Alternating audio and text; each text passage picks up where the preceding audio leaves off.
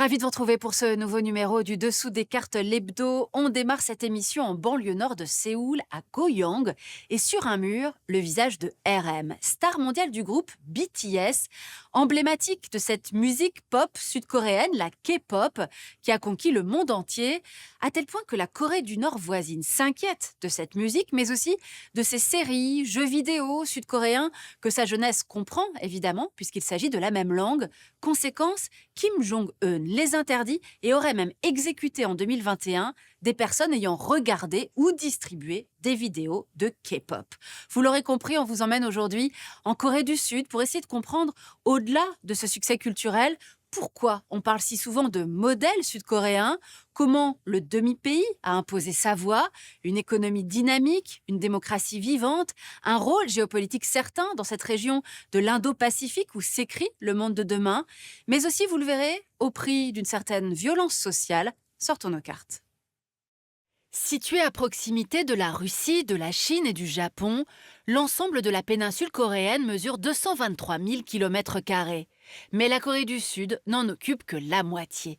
Et de fait, la Corée du Sud se vit un peu comme une île, entourée à l'ouest par la mer Jaune, au sud par le détroit de Corée, et enfin par la mer du Japon, que les Coréens appellent mer de l'Est. S'y ajoutent 3000 îles, dont celle de Jeju. Mais au nord, bien sûr, le pays s'arrête à la fameuse DMZ, zone démilitarisée de 238 km de long et 4 km de large. Cette ligne, le long du 38e parallèle, définie à la fin de la guerre de Corée, divise Coréens du Sud et du Nord, lesquels ont pourtant en commun la même ethnie, la même histoire et la même langue. Ironie du sort, la fameuse DMZ, infranchissable et minée, est devenue une importante réserve naturelle. La Corée du Sud, Hanguk en coréen, est couverte à 70% de montagnes. Les vallées et plaines côtières sont agricoles. Faute de pétrole, de charbon ou de fer, le pays est très dépendant des importations en matières premières. La Corée du Sud compte presque 52 millions d'habitants, 28% sont chrétiens et 15% bouddhistes. La majorité d'entre eux se dit non religieuse. La densité de la population est forte, surtout autour de la capitale, Séoul, et de la ville d'Incheon. Cette région regroupe la moitié des Sud-Coréens. Les autres grandes villes se situent surtout sur cet axe nord-ouest-sud-est que suit le train à grande vitesse KTX. Malgré sa position excentrée, la Corée a toujours été un lieu de passage, ce qui a marqué son histoire, et c'est ce qu'on va voir maintenant. Dangun, ancêtre mythique des Coréens, serait né ici, à la frontière chinoise, il y a plus de 4000 ans. Le royaume dit de Silla stabilise son territoire au 7e siècle. Celui de Goryeo donnera le nom de Corée. Enfin, en 1392, la dynastie Joseon crée un système politique stable pour 5 siècles. Vassale de la Chine, dont elle adopte bouddhisme et confucianisme, la Corée reste longtemps un royaume ermite, repoussant des invasions mongoles, japonaises et mandchoues. Son écriture unique à 40 caractères devient une fierté nationale. Mais à la fin du 19e, le pays se heurte aux ambitions du Japon. L'empire nippon repousse la Chine, défait la Russie et en 1910 transforme la Corée en colonie, imposant ses industries et sa langue. Des indépendantistes s'exilent à Shanghai. Pendant la guerre, les déportations et atrocités sont massives. Des communistes résistent en Mandchourie chinoise et soviétique. 1945, le pays est libéré, mais occupé par les soviétiques au nord et les américains au sud. C'est la division de la Corée, la fin de 13 siècles d'unité. Le 15 août 1948, Syngman Rhee proclame l'indépendance de la République de Corée au sud, suivie 3 semaines plus tard par la République populaire démocratique de Corée au nord. Juin 1950, Kim Il-sung, soutenu par Mao et Staline, attaque.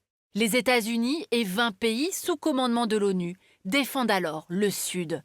À la fois guerre civile et guerre mondiale, le conflit s'achève en juillet 1953 par un armistice. Retour au point de départ, les deux Corées sont exsangues. La reconstruction au sud, alors un des États les plus pauvres au monde, est plus lente qu'au nord, massivement soutenue par le bloc socialiste.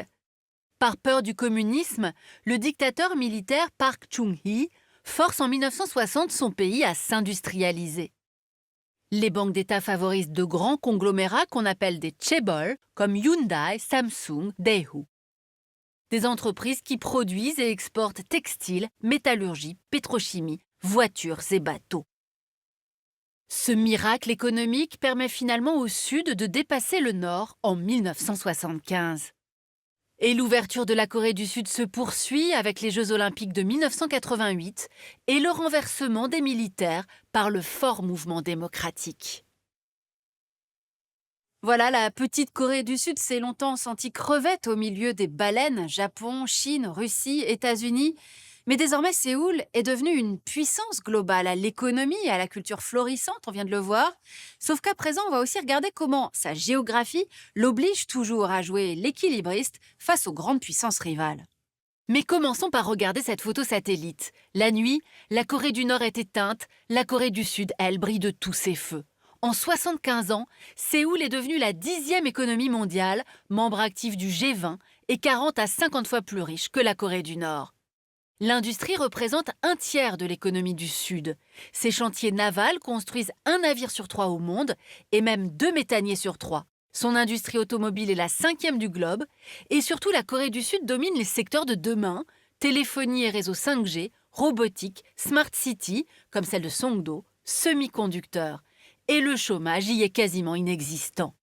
À cela s'ajoute l'explosion, on l'a dit, de la culture coréenne. Ces séries télé ont conquis le monde, du Japon à l'Iran, de la Russie au Pérou. La musique également, avec le succès, on l'a vu, de la K-pop, dont on voit ici les 10 pays les plus consommateurs selon Spotify. Sans oublier le cinéma sud-coréen, le taekwondo et la gastronomie. Ce succès de la culture sud-coréenne dans son ensemble, dite Hallyu, est pour le pays un puissant soft power. Côté santé, le pays a bien géré l'épidémie de Covid et l'espérance de vie des Coréens reste la 3e mondiale. Le pays est également champion en nombre de chercheurs par million d'habitants et second pour le budget consacré à la recherche et développement. Mais un bémol, le système éducatif ultra compétitif des Coréens. Conséquence, la jeunesse est rongée par les dépressions et les suicides.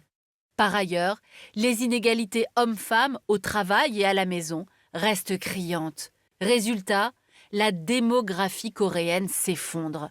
Son taux de fécondité est le plus faible au monde, 0,8 enfants par femme. Et la part des plus de 65 ans explose, passée de 11 à près de 18% en 10 ans et menaçant d'atteindre 40% en 2050. Face à cela, le pays hésite à s'ouvrir à l'immigration, qui ne représente actuellement que 2% de la population. Alors bien sûr, tous ces enjeux sont au cœur du débat public sud-coréen. Depuis Kim Dae-jung, le pays alterne entre présidents progressistes et conservateurs, dont l'actuel Yoon Suk-yeol. À noter que la présidente Park, fille du dictateur des années 60, a été condamnée à 20 ans de prison pour corruption avant d'être graciée. Enfin, bien sûr, il y a les relations avec la Corée du Nord, lesquelles divisent la classe politique. La gauche défend coopération et détente militaire, la droite insiste sur les dangers du régime de Pyongyang. Pyongyang qui poursuit une politique agressive, la ligne de limite maritime entre les deux pays reste conflictuelle depuis 20 ans. Et la Corée du Nord poursuit ses tests nucléaires et balistiques de plus en plus sophistiqués. C'est pourquoi l'alliance de la Corée du Sud avec Washington est cruciale. Avec le traité de défense mutuelle de 1953, environ 30 000 GIs se répartissent entre la ligne de démarcation et le reste du pays. Les manœuvres communes, parfois avec des bombardiers venus de Guam, sont régulières. Et la Corée a même été invitée au dernier sommet de l'OTAN, dont elle ne fait pas partie, à Madrid. En parallèle, Séoul doit veiller à ne pas froisser son autre grand voisin, la Chine bien sûr, avec qui les relations diplomatiques ont été établies en 1992. Depuis 2004, Pékin est le premier partenaire commercial de Séoul, avec un quart de ses échanges. Mais la Chine est aussi le principal soutien de la Corée du Nord, qui lui sert d'état tampon face aux États-Unis. Résultat, en 2017, lorsque la Corée du Sud installe le système antimissile américain THAAD, la Chine décide de boycotter massivement les entreprises sud-coréennes. Conséquence, en 2023, Séoul hésite à vendre directement ses armes à l'Ukraine pour ne pas irriter Pékin et Moscou.